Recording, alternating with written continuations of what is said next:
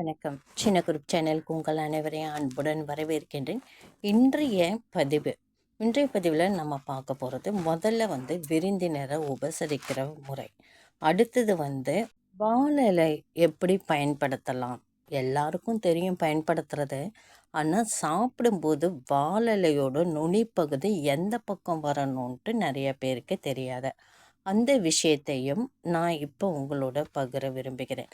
அது மட்டும் இல்லை, வாழலையில் நிறைய விஷயங்கள் இருக்குங்க. அதெல்லாம் இந்த பதிவில் நீங்கள் தெரிஞ்சுக்கோங்க. விருந்தோம்பல். யாராவது நான் மதுரை தான். மதுரையில் பார்த்தீங்கன்னா, எங்கள் மாமியார் வீட்டில் இருக்கிற வரைக்கும் யார் எந்த நேரம் எப்போ விருந்தினர் வந்தாலும், அதாவது உறவுக்காரர்கள் வந்தாலும், நாங்கள் அவங்களுக்கு வயிறார சமைச்சு சாப்பாடு போட்டு தான் அனுப்புவோம். இது ஏன் நாம் சொல்கிறோன்னா, அந்த காலத்தில் உறவினர்களை உபசரிக்கிற விதமே மதுரை பக்கம் ரொம்ப நல்லாயிருக்கும். தெரிஞ்சவங்க, தூரத்து உறவுக்காரங்க இப்படி வரும்பொழுது அவங்க உரத்த குரலில், வாங்க வாங்க, எப்படி இருக்கீங்க, எல்லாரும் நல்லா இருக்கீங்களாம், சொந்தம் பந்தம் எல்லாத்தையுமே உற்சாகமாக முகமலர்ச்சியோட அவங்க உபசரிப்பாங்களாம். நான் அவங்களோட இருந்திருக்கேன் 4 வருட காலம். ஆனால் இப்போ என்னோடய மாமியார் மாமனார் இல்லை. ஆனாலும் அவங்க சொல்லி கொடுத்த சில விஷயங்களை பகிர்ந்துக்கிறேன். அந்த மாதிரி உபசரிச்சுட்டு விருந்தினரை உள்ளே அழைச்சிப்பாங்க. முதல் நாங்கள் ஒரு சொம்பு நிறைய தண்ணி தான் கொடுப்போம். இந்த காலத்தில் நமக்கு டம்ளரில் கொடுக்குறோம். அந்த காலங்களில் சொம்பு தான்.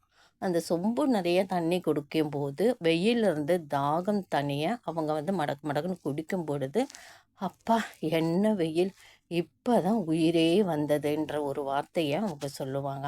ஏன்னா தாகம் தவிக்க அவங்க பஸ் ஏறி வெயிலில் அலைஞ்சி கிளைஞ்சி திரிஞ்சு வீட்டுக்கு வந்திருக்காங்க. மேலும் நாங்கள் அப்போ தான் சமையல்லாம் பண்ணி முடிச்சிருப்போம். காய் குழம்பு 2 பொரியல், அப்புறம் குழம்பு சாதம் எல்லாம் வச்சு முடிச்சுட்டு, அப்பாடா இப்போ தான் வேலை முடிஞ்சதுன்னு உட்காருவோம். சில சமயம் சாப்பிட்டு முடிச்சுட்டு படுக்கவும் போயிடுவோம். அப்போ தான் வீட்டில் காலிங் பெல் அடிக்கும். பார்த்தா தூரத்து உறவுகள் வருவாங்க. அதாவது மத்தியான நேரமும் கிடையாது, சாயந்தரம் நேரமும் கிடையாது, நடுத்தர நேரம் வருவாங்க. அவங்களுக்கு இதே உபசரிப்பு தான். சந்தோஷமாக முகமலர்ச்சியோட சாப்பாட்டுக்கு இந்த நேரம் பார்த்து வராங்களேன்ட்டு முகசுளிப்பு இருக்கவே இருக்காது. அவங்கள வரவழைச்சி ஒரு சொம்பு தண்ணி கொடுத்துட்டு உடனே எங்கள் மாமியார் என்ன செய்வாங்க, மறுபடியும் வைப்பாங்க. குழம்பு காயெல்லாம் கொஞ்சம் தான் இருக்கும். அதிலே குழம்பை திருப்பி சாம்பார் கூட்டுவாங்க. காய்கறி ஏதாவது ஒரு பொரியலோ ஏதாவது ஒன்று பண்ணி ஒரு அப்பளத்தை பொரித்து அவங்களுக்கு வயிறார சாதம் போட்டுட்டு தான் அனுப்புவாங்க. அவங்க இல்லை சாப்பிட்டேன் அத்தாச்சி, இல்லை சாப்பிட்டேன் அப்படின்ட்டு அவங்க ஒரு வார்த்தையை சொல்லுவாங்க.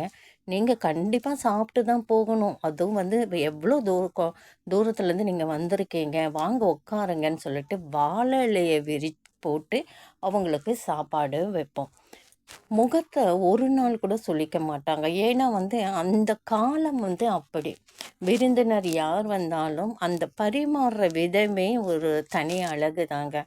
ஃபஸ்ட்டு விருந்தினர் வந்தாங்கன்னா, இப்போ இருக்கிற காலகட்டத்தில் ஒரு தட்டிலேயே சாதத்தை போட்டுடுறாங்க, அதிலே காய் ஊற்றி குழம்பும் ஊற்றி கையில் கொடுத்துட்றாங்க. அது ரொம்ப தவறான விஷயம். விருந்தினர்ன்ட்டு வந்தாங்கன்னா அவங்களுக்குன்னு ஒரு மரியாதை உண்டு. ஃபஸ்ட்டு அவங்க கை கால்லாம் அலம்பிட்டு வந்ததும் வாழை இலையை போடணும். எச்சி தட்டில் அவங்களுக்கு போடக்கூடாது. எச்சி தட்டு இல்லைன்னா சுத்தமான தட்டில் நம்ம பரிமாறலாம். இதுவே நுனி பகுதி எங்கே இருக்கணுன்ற சந்தேகம் நிறைய பேருக்கு இருக்குது. அது நானும் ஒரு காலத்தில் வாழை நுனி பகுதி திருமணமான புதிதில் எங்கே போடுறதுன்னு எனக்கு தெரியாது. அப்போவே நானே யோகிச்சுக்கிட்டேன். நம்ம லெஃப்ட் ஹேண்ட் சைடு வாழலையோட நம்ம உட்கார்ற இடத்துல நம்ம லெஃப்ட் ஹேண்ட் சைடு அந்த நுனிப்பகுதி வர மாதிரி நீங்கள் எப்போவுமே பார்த்துக்கோங்க. இப்போ நம்ம உட்காந்துட்டு இருந்தால் வாழையில் நுனிப்பகுதியில் வர மாதிரி நீங்கள் பார்த்துக்கோங்க. அதே மாதிரி விருந்தினர் வந்த பிறகு தான் அவங்களுக்கு நம்ம காயை வைக்க ஆரம்பிக்கணும். முதல்ல எடுத்தோன்னே கொஞ்சம் உப்பு வைக்கணும். உப்பு எதுக்கு வாழையில அந்த காலத்தில் வைக்கிறாங்கன்னா, பத்தலை, நம்ம குழம்புல உப்பு பத்தலைன்னா அதிலேருந்து கொஞ்சம் எடுத்து அவங்க வந்து போட்டு சாப்பிட்றதுக்காக அந்த உப்பு வைக்கிறாங்க. அதுக்கப்புறம் காய்கறிகள்லாம் ஒவ்வொன்றா அவங்க உட்காந்த பிறகு தான் நம்ம வைக்கணும். அடுத்து சாதம் போட்டுட்டு அதுக்கப்புறம் குழம்பு அவங்க உட்காந்த பிறகு தான் நம்ம ஊற்றணும். எல்லாமே நம்ம வைக்கும் பொழுது அவங்க உட்காந்த பிறகு தான் நம்ம வைக்கணும். அதே மாதிரி தட்டில் வந்து நம்ம சாப்பாடு வைக்கும்போது சாதம் ஒரு தட்டில் போட்டோம்னா சைடிஷ் வந்து இன்னொரு தட்டில் நம்ம வைக்கணும். சாதத்துக்குள்ளேயே எல்லாத்தையும் வச்சு குழம்பையும் ஊற்றி அவங்களுக்கு கொடுக்கறது ரொம்பவே தவறான ஒரு செயல். அந்த காலத்தில் விருந்தினர்கள் வந்து யார் சொந்த பந்தம் யார் வீட்டில் போனாலும் மாலை நேரம் 3:30 வரைக்கும் போனால் கூட நிச்சயமாக அவங்களுக்கு சாப்பாடு உண்டு. சாப்பாடு போட்டு அவங்கள வந்து உபசரித்து தான் நாங்கள் அனுப்புவோம். இது வந்து எங்கள் மாமியாரோட பழக்கம் மட்டும் இல்லைங்க. அந்த மதுரை சைடில் வந்து நிறைய பேர் வந்து இந்த பழக்கத்தை வந்து பழகியிருக்காங்க. உற்சாகத்தோட விருந்தினரை உபசரிக்கிறது இதுதான். அது மட்டும் இல்லை, விருந்தினர் வந்தாங்கன்னா நிறையா டாம் டீம்ட்டு நம்ம செய்யணுன்ட்டு கிடையாதுங்க. அவங்க வயிற்றுக்கு வயிறார சாதம், ஒரு காய், ஒரு அப்பளம், ஊறுகாய் வச்சா கூட போதும். திருப்தியாக அவங்க வந்து பசியோடு வருவாங்க. நம்ம கேட்டால் போதும், எனக்கு பசிக்கலைன்னு சொல்லுவாங்க. ஆனால் நம்ம வந்து அவங்களுக்கு வந்து சாப்பிட சொல்லி நம்ம சொல்லணும். திருப்பி ஒரு முறை சொல்லும் பொழுது அவங்க சாப்பிட ஆரம்பிப்பாங்க. இதுதான் வந்து எங்கள் மாமியார் வந்து எங்களுக்கு சொல்லி கொடுத்தது. அது மட்டும் இல்லை, விருந்தினர் போகும் பொழுது வெறும் கையோடு அனுப்ப மாட்டாங்க. அவங்க வந்து ஏதாவது ஸ்நாக்ஸ் இருந்ததுன்னா அந்த ஸ்நாக்ஸு போட்டுருவாங்க. சுமங்கலியாக வந்தால் கண்டிப்பாக அவங்க வந்து குங்குமம் கொடுக்க சொல்லுவாங்க எங்கள் மாமியார். சுமங்கலிகள் அனைவருக்குமே வந்து குங்குமத்தை ஃபஸ்ட்டு கொடுமான்னுவாங்க. கொஞ்சம் நம்ம வசதியாக இருந்தால் வெத்தலை பாக்கு, பழம், குங்குமம் வச்சு கொடுக்கலாம். இனிமே கொஞ்சம் வசதியாக இருந்தால் ப்ளவுஸ் பிட்டு வச்சு கொடுக்கலாம். இது வந்து பாரம்பரியமாக இந்த பழக்க வழக்கங்கள் நிறைய வீட்டில் வந்து இன்னுமே செஞ்சுட்டு தான் இருக்காங்க. ஆனால் மதுரையில் கண்டிப்பாக இந்த பழக்கம் உண்டு. அது மட்டும் இல்லை, ஏன் அந்த மாதிரி குங்குமம் கொடுக்குறாங்கன்னா அவங்களுடைய ஆரோக்கியமாக வாழணுன்ட்டு தான் அவங்க வந்து குங்குமம் வந்து அந்த காலத்தில் வந்து பெரியோர்கள் வந்து சொல்லி கொடுத்ததா. குங்குமத்தை சுமங்கலிக்கு கொடுக்கணுன்றது. அதே மாதிரி கிழங்கும் கொடுப்பாங்க. அது வந்து தீர்க்க சுமங்கலியாக வாழணுன்றதுக்காக கிழங்கும் கொடுப்பாங்க. இந்த மாதிரி பழக்க வழக்கங்கள் அந்த காலத்தில் இருந்தது. அதே மாதிரி இலை நான் வந்து நார்மலாக நம்ம சாப்பிட்டுட்டு நமக்கு ஆப்போசிட் இருக்கிற இலையை தான் நம்ம மூடுவோம். இது வந்து நல்ல காரியங்களுக்கு இந்த மாதிரி மூடணும். அதாவது காய் வைக்கிறோம் இல்லைங்களா, அந்த பகுதியை வந்து நம்ம மூடி வச்சுட்டு எழுந்திருப்போம். அப்படி இல்லை, நம்ம வந்து ஏதாவது கெட்ட காரியங்களுக்கு போய் இலை விரித்து சாப்பிட்டோம்னா சாதம் போட்ட பகுதியை எடுத்து காய் இருக்கிற பகுதியில் மூடணும். அந்த மாதிரி வழக்கம் வந்து மதுரை சைடு கண்டிப்பாக உண்டு. இங்கே எப்படின்னு எனக்கு தெரியாது. இந்த பழக்க வழக்கங்கள் வந்து வாழை இலை வந்து மருந்து, அதாவது மருந்து, அந்த வாசம் வந்து சேர்த்து நம்ம உணவோடு சுட சுட பரிமாறும் பொழுது வாழை இலையில அந்த வாசமும் அதோட ஈரத்தன்மை இருக்கும் இல்லைங்களா, வாழையில போட்டு சாப்பிடும்போது அந்த சூடாக போட்டு பரிமாறும் பொழுது அந்த வாழையிலையோட வாசமும் அதில் இருக்கிற அந்த நீரும் சேர்ந்து நம்ம, அதாவது என்ன சொல்கிறது, ருசிக்க மட்டும் செய்யாது வாழையில சாப்பாடு. அதில் உள்ள வாழையில சாதம் போட்டதும் கொஞ்சம் அதே இலை வெந்த மாதிரி லைட்டாக இதாக ஆகும், மைல்டாக. அந்த இருக்கிற அந்த சாரும் சேர்த்து நம்ம உடம்புக்கு போகும்போது அது வந்து ஒரு துவர்ப்புத்தன்மை, உடல் ஆரோக்கியத்தை தரும் என்று சொல்லப்படுகின்றது. வாழைப்பழம் நம்ம வந்து எப்பவுமே சாப்பிட வரவங்களுக்கு ஒரு வாழைப்பழம் கொடுக்குறது ரொம்ப நல்லது. சாப்பிட்டு முடித்ததும் சோம்பு இருக்கு இல்லைங்களா, நம்ம சமையலுக்கு பயன்படுத்துகிற சோம்பு, அதை வந்து ஒரு தட்டில் கொட்டி கொடுக்குறதும், கொஞ்சம் சுமங்கலியாக வந்தால் பூ கொஞ்சம் கட் பண்ணி கொடுக்குறதும் முறை. இதுதான் விருந்தாளியை உபசரிக்கும் முறை.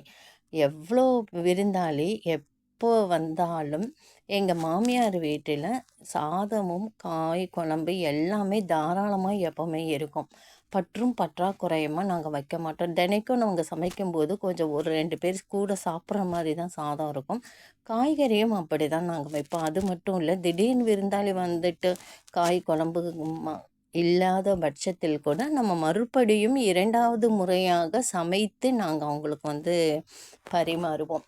எப்போவுமே விருந்தாளிங்களுக்கு வந்து நம்ம வயிறார அவங்களுக்கு வந்து உணவு கொடுக்கறது வந்து மதுரை பக்கத்தில் அது வந்து பாரம்பரியமாக அந்த உணவு கலாச்சாரங்கள் வந்து பாரம்பரியமாக கடைப்பிடிக்கப்பட்டுள்ளது. அது மட்டும் இல்லை, வாழை இலையில நம்ம செய்கிற இட்லி, புட்டு, அவியல், தோசை இதெல்லாம் வந்து சத்துக்களும் ருசியும் இருக்கும். வாழை இலை சாப்பாடுன்னா ப்ளஸ் அதிகமான ருசியை தருவது தான் வாழை இலை சாப்பாடு. விருந்தாளியை உபசரிக்கிறது ஒரு தனி கலைங்க. விருந்தாளி வந்தாவே முகம் சுளிக்க நம்ம கூடாது. எப்படா அவங்க வந்து போவாங்கன்ற எண்ணமும் நமக்கு இருக்கக்கூடாது. நம்மளை தேடி அவங்க வரும் பொழுது அவங்கள எப்படி உபசரிக்கணும், அவங்க மனசுக்கு கஷ்டப்படாமல் எப்படி நடக்கணும் என்பது அனைவரும் வந்து உணர வேண்டும் என்பதை நான் இந்த பதிவில் நான் தெரிவிச்சுக்கிறேன். என்னதான் இருந்தாலும் மதுரை சைடில் வந்து உபசரிப்புகளுக்கு வந்து குறையே இருக்காதுங்க. அந்த முகமலர்ச்சி, அந்த குரல் உயர்த்தி வந்து விருந்தாளியை வந்து அழைப்பது வீட்டுக்கு, ரொம்ப சந்தோஷமாக உறவுகளை பற்றி அவங்க கேட்குறது சொல்லவே முடியாது. நம்ம ஊர் பக்கத்தில் இப்போ இருக்கிற சூழ்நிலைக்கு யாருமே அதை விரும்ப மாட்டாங்க. எல்லாரும் வேலைக்கு போகிறாங்க. அப்புறம் ஒரு நாள் லீவில் குடும்பத்தோடு அவங்க ஃபேமிலியோட சந்தோஷமாக இருக்கணும்னு விரும்புவாங்க. ஸோ அந்த மாதிரி சூழ்நிலை விருந்தாளி வந்தால் அவங்களுக்கு உபசரிக்கிறது வந்து கொஞ்சம் கம்மியாக தான் இருக்கும். அமைதியான முறையில் வந்து நம்ம ஊர் பக்கம் எப்படி கூப்பிடுவாங்கன்னா, வாங்க அப்படின்னு ஒரு வார்த்தையோடு முடிச்சிருவாங்க. எல்லாரும் நல்லா இருக்காங்களா? நல்லா இருக்காங்க. அவ்வளோதான். காஃபி சாப்பிட்றீங்களா? ஜூஸ் சாப்பிட்றீங்களா? எந்த நேரம் சாப்பிட்ற நேரம் வந்தாலும் நம்மளுடைய கேள்வி அதாக தான் இருக்கும். ஆனால் மதுரை சைடில் வந்து சாப்பிட்டே போக வேண்டும் என்று மறுபடியும் உணவு சமைத்து அவங்களுக்கு பரிமாறுறது அது ஒரு வழக்கமாக இருந்தது. எப்போவுமே வீட்டை தேடி வருபவர்களுக்கு வயிறார நம் உணவு கொடுப்பது மட்டுமல்ல, அந்த உணவு பரிமாறுவதற்குரிய மரியாதையும் நம்ம கொடுப்பது வந்து ரொம்பவே நல்லதுங்க. ஒருத்தர் வந்து நல்ல வயிறார சாப்பிட்டாங்கன்னா அவங்க அந்த புண்ணியம் வந்து நம்மை வந்து சேரும் என்பது அந்த காலத்தில் பெரியோர்கள் வந்து சொல்லி கொடுத்தா. அந்த காலத்தில் வந்து குழந்தை சாதம்ன்ட்டு வருவாங்க. குழந்தை சோறுன்னு சொல்லிட்டு இடுப்பில் குழந்தைய எடுத்துக்கிட்டு ஒரு கிண்ணத்தை எடுத்துகிட்டு எந்த நேரம் வேணாலும் வருவாங்க. அந்த கிராம சைடில் இன்னமும் அந்த நிகழ்வுகள் இருக்க தான் செய்யுது. குழந்தை சோறுன்னு வந்தாவே தனக்கு கூட சாதம் இல்லைன்னா பரவாயில்ல, நம்ம வந்து குழந்தைக்காக அந்த சாதத்தை கொடுக்கணும்னு சொல்லிட்டு இருக்கும். குழந்தைக்காக வீட்டில் என்ன வச்சுருக்காங்களோ அந்த சாதத்தை எல்லாமே குழந்தைங்க சாப்பிட்றதுக்கு கொடுத்துருவாங்க. ஏன்னா வந்து குழந்தை சோறுன்ட்டு அந்த காலத்தில் வந்து நிறையா அது வந்து நடைமுறையில் இருக்குது. பெரியவர்களுக்கு விட குழந்தைக்கே என்று உணவு கேட்டு வருபவர்களுக்கு உணவு கொடுக்கும் பழக்கம் இன்னுமே வந்து கிராமப்புறங்களில் இருந்து கொண்டு தான் இருக்கின்றது. இதெல்லாம் வந்து நகர்ப்புறத்தில் வாழும் நமக்கு வந்து அவ்வளவா தெரியாது. ஆனால் வந்து கிராமப்புறத்தில் வந்து நிறையா வந்து பழக்க வழக்கங்கள் வந்து இன்னுமே நடைமுறையில் தான் அவங்க வந்து கடைப்பிடிச்சிட்டு இருக்காங்க. எப்பவுமே வந்து நம்ம வந்து விருந்தினரை முகமலர்ச்சியோடு அவங்கள வரவேற்பதும் அவங்களுக்கு உணவு பரிமாறுறதும் வந்து நம்ம முகத்திலே வந்து அந்த மலர்ச்சியை காண்பிக்க வேண்டும்.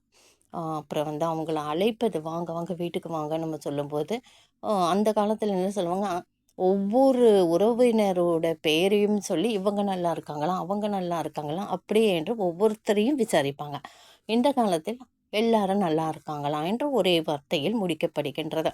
இந்த பதிவு உங்களுக்கு கண்டிப்பாக பிடிச்சிருக்கும்னு நினைக்கிறேன். அந்த காலத்து சான்றோர், அதாவது அன்ற காலத்து பெரியவர்கள் சொல்லி கொடுத்த சில விஷயங்களை நான் உங்களுடன் பகிர்ந்துக்கிறேன். இந்த வீடியோ பதிவு உங்களுக்கு கண்டிப்பாக பிடிச்சிருந்தால் லைக் பண்ணுங்கள், ஷேர் பண்ணுங்கள், சப்ஸ்கிரைப் பண்ணி கமெண்ட் பண்ணுங்கள். நன்றி.